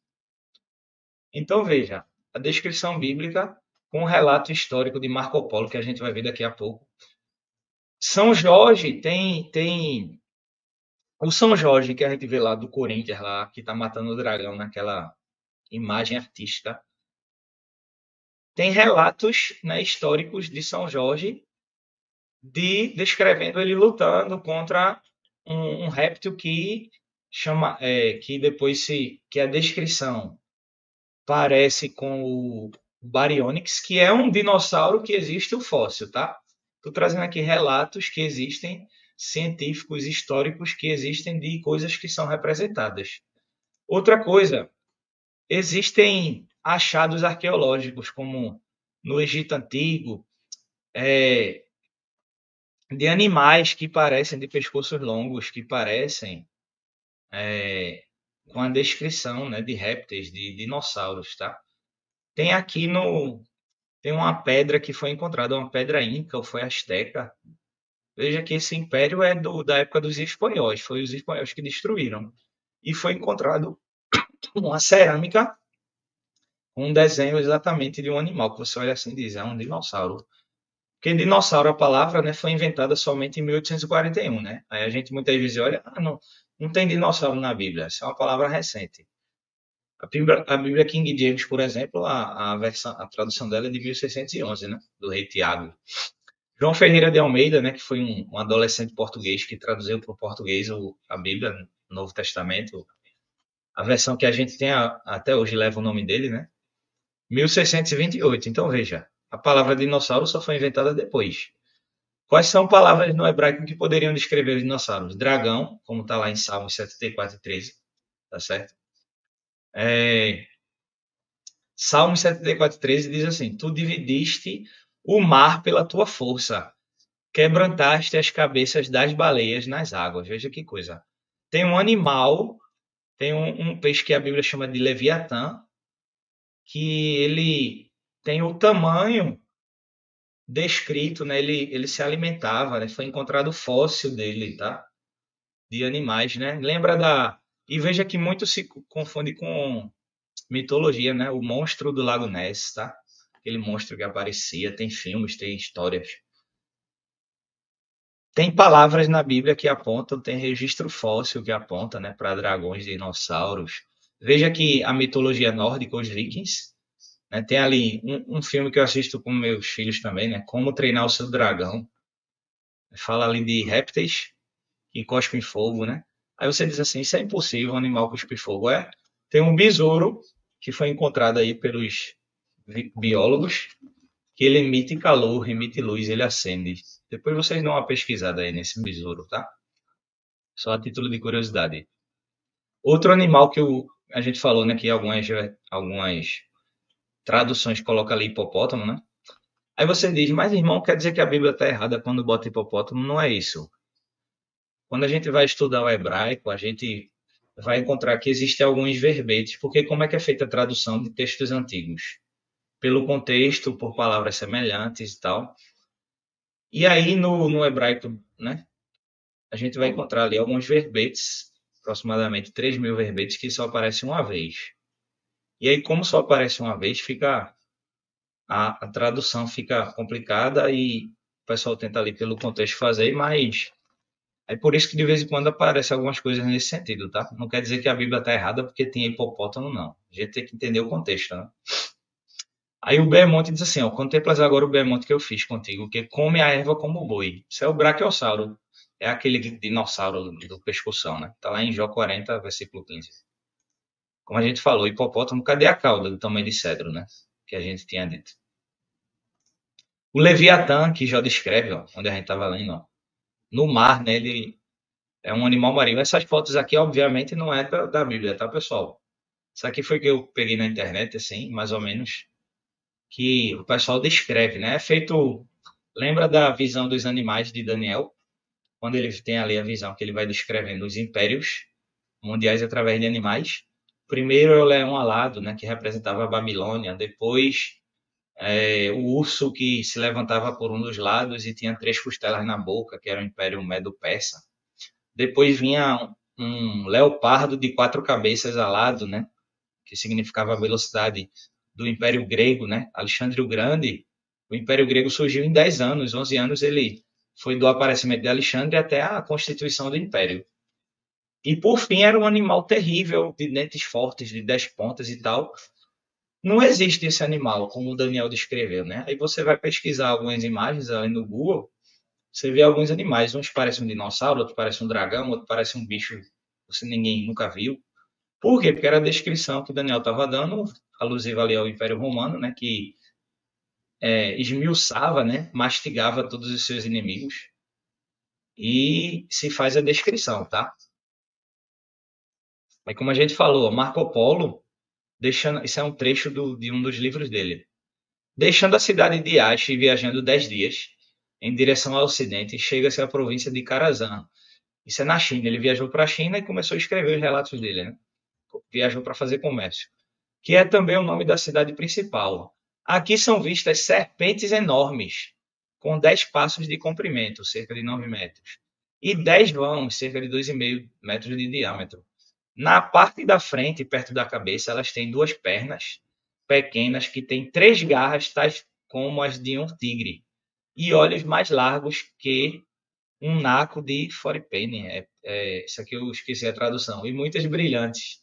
Então veja, Marco Polo, a continuação do texto. As maxilas são suficientemente grandes para engolir um homem. Os dentes são grandes e afiados, e toda a sua aparência é tão formidável que nenhum homem ou animal se pode aproximar dela sem sentir terror. Outras pessoas encontram outras com tamanhos menores, tendo cerca de 8, 6, 5 passos de comprimento. E o método seguinte é usado para as caçar. Durante o dia, devido ao elevado calor, elas escondem-se dentro das cavernas, de onde à noite saem em busca de comida. E qualquer que seja o animal que elas encontrem, até um tigre elas devoram. Veja que coisa. Depois disso, elas arrastam de volta para o lago, para a nascente água ou para o rio, para beber. Né? Se arrastam, né? Melhor dizendo. Devido à forma como se deslocam até a costa, devido ao seu peso enorme, elas fazem uma impressão enorme no solo, como se um vigo enorme tivesse sido arrastado, né, pela areia. Aqueles cujo emprego é caçá-las tomam atenção à pista através da qual elas estão habituadas a caminhar, né? Fica ali acompanhando o caminho que aquele animal fazia, e aí fazem uma armadilha para pegar aquele animal, tá? E aí se utilizava algumas partes dele, ó, como a vesícula biliar, para utilizar na medicina, né? A China tem um conhecimento antigo enorme, né, acerca disso, né, de medicina e de outras coisas, né? Depois disso, arrasta-se de volta para o lago, né? Só que foi uma falhazinha técnica. E aí, isso aqui é uma descrição que vai falando acerca de um animal. Veja, Marco Polo, comerciante que é italiano, que viajou para a China, e aí ele escrevia as experiências da sua viagem e ele descreveu uma serpente grande, enorme, que tinha características de réptil e comia animais ferozes como o tigre e o lobo. E aí a gente olha assim, mas qual é o símbolo da China? Exatamente um dragão. Isso vem de onde? Isso vem de tradição, isso vem de história antiga, isso vem de mitologia, isso vem de conhecimento que ficou, foi passando ao longo da história de forma oral. Então perceba que o relato, né, histórico, arqueológico, paleontólogo, aponta para verdades que estão descritas na Bíblia, tá certo? Muita coisa a gente não consegue, né? A gente não estava lá para ver, só Deus, né? Muita coisa a gente não consegue saber, mas o fato é que a ciência, como disse Louis Pasteur, né? Foi um cientista aí famoso. Um pouco de ciência nos afasta de Deus. Muito, ou seja, muito de ciência nos aproxima de Deus. Então, assim, isso foi um apanhado acerca desse tema, né, desse debate de criacionismo e evolucionismo, tá? Espero que vocês tenham gostado aí, né? Tem muito assunto, é como a gente diz, tem muito pano para manga. Tem muito material em inglês, tá? Tem aqui, ó, uma referência bíblica. Por exemplo, arkencounter.com é o site lá do Museu Réplica da Arca de Noé. Gênesis Apologetics, né? Defesa da fé de Gênesis. E aí tem alguns cientistas, Answer in Gênesis, respostas em Gênesis. E alguns cientistas que eu sigo que são muito bons, né? Marcus Eberlin, ele é químico, tá? Químico, estuda ali a estrutura molecular, criacionista, defensor. Adalto Lourenço, que é um físico. Rodrigo Silva, né, que acho que vocês é o nome mais conhecido aí da lista. E tem outros, tá? John Lennox, o matemático que eu citei. Tem um William Lane Craig, né, que é filósofo. E ele debate, né, ele fazia escritos para contradizer, por exemplo, o Richard Dawkins. Richard Dawkins, aquele cientista cadeirante, né, que morreu recentemente, e que dizia que Deus era uma ilusão. Ele falava assim, Deus é uma ilusão, é algo criado, não faz sentido. Não faz sentido, irmãos. É acreditar que explodiu e veio tudo o que existe hoje da forma perfeita. Isso aqui não faz sentido nenhum, mas a Bíblia diz que o diabo fez o quê? Cegou o entendimento dos homens para que não vejam a luz do evangelho. Tá certo? O homem está cego, né? A ciência não prova Deus. O que prova Deus é o poder do evangelho, é a palavra de Deus. Mas isso serve de ferramenta, de instrumento para a gente pregar o evangelho. Então, que vocês se aperfeiçoem, estudem, né? Cresçam na graça e no conhecimento do Senhor. Defendam a palavra de Deus, né? A Bíblia não precisa de arrumadinho. Ah, irmãos, mas não faz sentido. Essa história de querer juntar o relato evolucionista com a Bíblia não precisa. A gente precisa de fé para crer. Por isso que Jesus disse assim: porventura, quando vier o Filho do Homem, né, na sua vinda, encontrará fé na terra? A gente não precisa de ciência para provar a Bíblia. Que a gente precisa de fé para acreditar, se aproximar de Deus, crer que Ele existe, crer que Ele criou tudo com a sua palavra, né? E a ciência, se ela é devidamente estabelecida, nunca que ela vai contradizer a Bíblia, tá certo? Espero que vocês tenham gostado, né? Deus abençoe vocês, continue abençoando vocês aí, cada um no seu ministério, continuem estudando. A gente continua estudando teologia, tá certo? Agradecemos aí mais uma vez pastor Ricardo Mesquita pela oportunidade nessa aula aí, né? Ficar esses momentos aí aprendendo com vocês, tá? Um grande abraço, fiquem na paz do Senhor Jesus, boa noite e bom descanso a todos.